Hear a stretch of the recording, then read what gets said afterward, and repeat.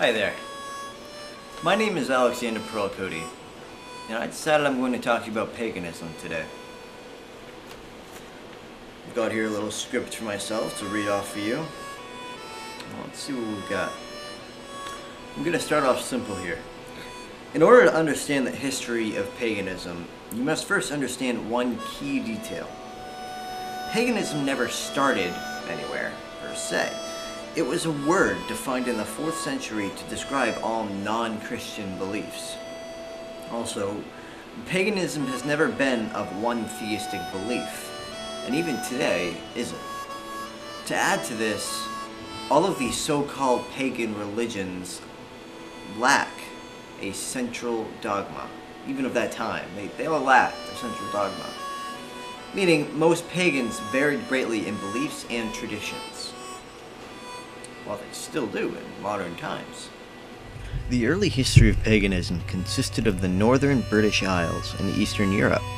A popular misbelief is that most of Europe was Christian right from the start.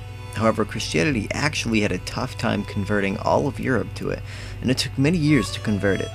A good example of this would be Iceland, which actually wasn't converted to Christianity until about 1000 AD. In early English Christian history, they made it a point to convert everyone they could, and would soon label pagans as witches as well. As culture progressed through the 1st and early 2nd century, it became more apparent that churches, in a sense, ruled the hierarchy. This is a large reason for the existence of the ever-popular Spanish Inquisition, and other similar organizations in the Middle Ages and during early Age of Reason. About the same time as the beginning of the Age of Reason, Australia was discovered, and at that time it was mostly pagan, which drove the need for a law to be developed where pagans would not be accused of any wrongdoing. As said by Julia Phillips, the church was ultimately successful in establishing Christianity as the state religion in Europe, but paganism was never entirely suppressed, only subdued. After all, humanity had followed its spiritual impulse for many thousands of years before the coming of Christianity. This statement is heavily reinforced by a piece of literature called The Archaeology of Ritual and Magic by Ralph Merrifield. Modern paganism has gone through many revivals. Many groups have done pagan awareness events and fundraisers, hoping to spread the roots of its beliefs.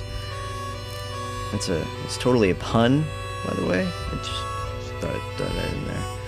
Anyways, many people in society today think that paganism is mainly satanic rituals and chanting around circles with red candles or something. That's really not the case. Pagan traditions have been called satanic because of the church in early England deeming all non-Christian worship as being satanic. Actual pagan religions are the understanding of nature, how karma affects us as a person, and how our life experiences shape us into good or bad people.